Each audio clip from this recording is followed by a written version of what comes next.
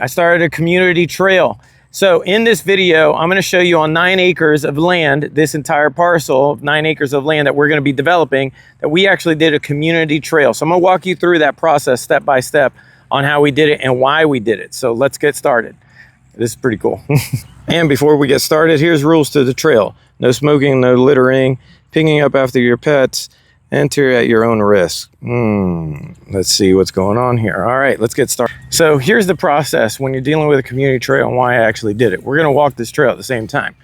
So the main reason why, and also there's 9 different little features throughout this trail that you'll like. So I'll show you what I mean. So the first thing is we had about $100,000 a year maintenance bill on landscaping. 9 acres to maintain it, it's kind of expensive, especially when you're right next to a downtown area. So this is what they call an infill area. This is actually the last large piece of land in the city of Lakeland area. It's only a half a mile away from downtown area. And this is 9 acres, and we have another 4 acres behind us as well. But we are going to be developing here. My goal is actually to keep all the trees too. So we got to save money. There's utilities here. We're going to use it. But when it deals with a community trail, the main reason why is saving on cost. Look, code enforcement, they want us to cut all this stuff down. The only thing is when you start cutting down landscaping, what happens is wildlife that's attached to it, they don't like that. And so they start moving around, and we don't want that actually. It's not bad landscaping here, and it's beautiful. So we just maintain the trail. Hell of a lot cheaper than $100,000 a year. It actually costs us less than 10% of that to maintain it for the whole year. First item, pull-up bar. Let's see what that, pull-up tree. Looks like a pull-up bar, so we call it the pull-up tree. So yeah, just don't climb it. You may fall. Anyway, let's keep going. So what I decided to do was we kept on getting all these code enforcement issues that came in. So we got to figure out, as a developer, you have to come up with solutions. I'm a part of the local board, so I highly recommend if you're dealing with this, that you become a part of any kind of local municipality associations. Oh yeah, there's your sewer right there showcasing utilities. If you have an issue, you need to start understanding who your city officials are, right? So I'm on the association board, and so I understand who they are, but I'm also on the board, so I understand, you start understanding what's the insight of the area. Just like this area, the future goal is to create an art district in this area. So that could be extremely important for developers to be on that board, because you can kind of cultivate the movement faster rather than slower with people that don't understand what development is. So what I discovered was, one, we're having this issue and we've got to get it resolved. So how do we resolve the issues of the landscaping bill? Because it's getting high and we still haven't even got approvals yet to break ground. So what I decided to do was say, look, is there anything that we could possibly do? Now, normally government officials are not going to tell you the answer. You got to do your own research. So we decided to do that same thing. We decided to do the research. Well, I actually was the one that did the research. And I found some Florida statutes that were interesting. One is every time you cut the grass on a very large parcel, it creates kind of a nuisance. And I call this the path of great love, because it's pretty cool. It's a cool path. So what I decided to do was every time we cut the grass, I noticed that we would have illegal dumping. We had dumping of tires, we had illegal parking, all kinds of stuff. And so I took pictures, videos, everything. Code enforcement still didn't care. So I was like, man, there's got to be more to this. It's like, this can't be legal. So I discovered it isn't legal. It's actually just creating a public nuisance. Oh yeah, we got the magic tree. This is it right here. It's pretty magical. Let's walk over here for a little bit. It's pretty cool too. So what happened was, when it came down to this trail, I said, look, it's creating a public nuisance. I didn't actually know what that meant, but I just knew it was an issue. I didn't say the word public nuisance, but you know what I mean. So I found out there's actually a Florida statute pertaining to a public nuisance. So if it's creating a public nuisance because you're cutting the grass, you've got to come up with a solution. Now, again, they're not going to tell you the answer. You got to kind of figure this out. This is a new hat too, so probably it's not broken in. So what I found out was, if you do a community trail, right? So we have Bonnet Springs over here. But community trails are allowed. Like, you can create one as long as you don't charge for it. So if you're not charging money and you don't mind people coming through, and you got to have rules and there's regulations, there's more to it, right? You got to have your board, your association to say, yes, we would want to move forward. We agree there should be a trail here.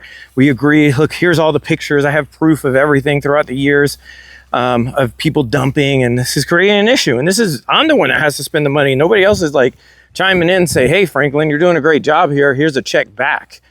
No, they're not doing that. And so I decided, said, okay, we've got to do something about this. Corner of integrity. There we go. And with that issue, to solve it was to do more research and see exactly what I need to do for a community trail. Number one, you got to have a site layout. So you want to have a site layout to create a community trail. Number two, which you could look at it on Google Maps, right? Number two, you've got to have support from your local association. Well, I happen to be on the board, so I knew I can get the support. I have to show them what I want to do. Number three, you got to clearly showcase where is the trail. So if you look here, it clearly showcases where is the trail. Everything is clearly marked, right? And yes, it's going to take some time. And people got to sign in. That's the other thing. The only thing is I don't want people, calling me and, doing hey, can I sign in? No. So we did it all online. It's a QR code. So after you have that, there's certain rules. Then you have to share this with the compliance of like, hey, I'm doing this thing, right? And we're creating a community trail. I've got buy-in also from the Boys and Girls Club that is not that far from here. So they're actually participating and making the trail better as well. They come on they're going to start coming on the weekends, which is great. Now we got the whole community, because again, it's going to take years to get this development complete. I might as well have people starting to, come around the community and see how beautiful it is and see how gorgeous the trees are. Look at it. It's nice, right? So all of these things you want to get moving, get some movement on your development. Bend of genius.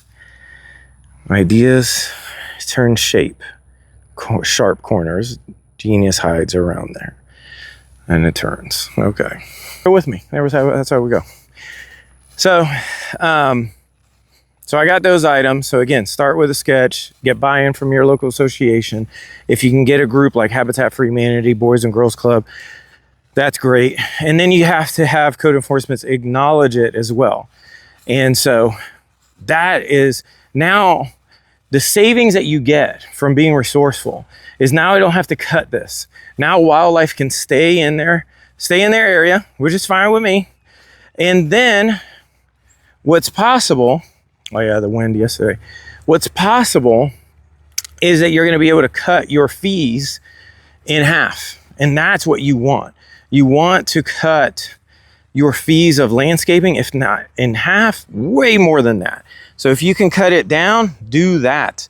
If you can get it down to 10% less, then do that. Or whatever's going to help you move your project forward, because you're going to have to spend money on your development. So this actually took us from, we were going to have to spend basically $100,000 a year to now spending less than $10,000 a year, which is huge. And now you have the community coming through here, seeing this community, seeing what we're doing with this project. And that's what you want. So anybody can potentially have a community trail. Follow your local municipality's rules. Make sure that you're doing everything that they're saying to do. And then you'll move forward in the positive direction. There's nothing wrong with it. Oh yeah. The trees of truth. Careful, they only speak to the honest. So this is a little path with some cool trees over there. Again, this is only half a mile away from downtown Lakeland. So, oh yeah, this is backwards. It makes it pretty cool. The biggest thing is, again, think outside the box. If you're a developer, think outside the box, period. If you go to the website, trueinvestors.com, you'll see what I mean. Like, I've got 117 case studies and we're adding more that I've personally been involved in. deals and developments, and I always have to think outside the box. I always have to kind of be resourceful. How am I going to make this work? How are we going to get the money for it? How is it going to be profitable for investors? If something goes sideways, what can I do? Do I have to use my hands and feet and get stuff done? I don't know. We have to just move forward, and there's no excuses behind it. So I'm beyond grateful for all of it, but it does take time. So just don't take a no. Probably sometimes you have to just take not right now, but think about it. How can you bypass this? Because at the end of the day, somebody has probably dealt with this before. Why were community trails created in the first place? I don't know, but I started figuring things out. And I was like, all right, well, we have to figure this out. We don't have, there's not an answer to it. There has to be something. What is that? Not 100% sure. But we figured it out, and now we actually have a legit trail, and it's called the Olive Street Community Trail. So I'm super happy about it because I think it came out really cool. And hopefully it inspires developers that are watching this that, hey, you can potentially do the same thing in your area. But again, make sure you sketch it out. Check with your local municipalities. Check for if you have any kind of statutes pertaining to public nuisance rights or community trail rights, as long as you don't charge. I'm pretty sure you can do something very similar. So, and again, don't rely on local municipalities to give you the answer. They're just normal people having a normal job, so, oh yeah, this sign fell. So they're not going to just say, oh yeah, that's exactly what you need to do, and this is how you do it. And no, man, they just have a job. My dad worked at the post office for 30 years. Do I ask my dad, I was like, Dad, why, what's a Florida statute pertaining to the mail? He's like, I don't know, son. I was just, putting stuff in the mail or whatever, He was a manager there, but it's like, he just got a plain job, man. That's it. Just like when I was in the military, whatever. So hopefully this helps. If it does, great. If you want, we're doing a workshop that you actually work with me on creative deals, development stuff that we're working on. Basically just taking your development and taking it to the next level and just fast forwarding it so that you don't have to go through the pain that I went through. I'm currently working with a developer that's pretty cool that he wants to scale to 1 million square feet of industrial space, and that's what we're striving to do. We're going to get them there. So if that's you, or you're even on a smaller scale that you want to attend a workshop here at my office, then go to trueinvestors.com and check what case study that you think may actually work for you. So if there's a case study that you're saying, hey, Franklin, that's actually my goal.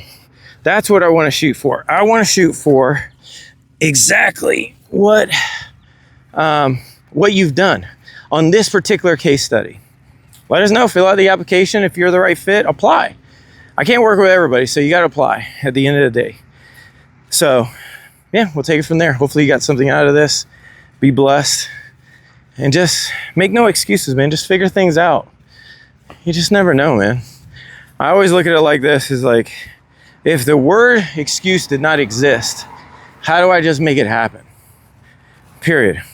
If there were no excuses, how do you make it happen? Period. You have nothing else but to make it happen. Other piece of land that we own as well. That's about, that right there is 4 acres. Doing something on there as well. All right, be blessed. Bye.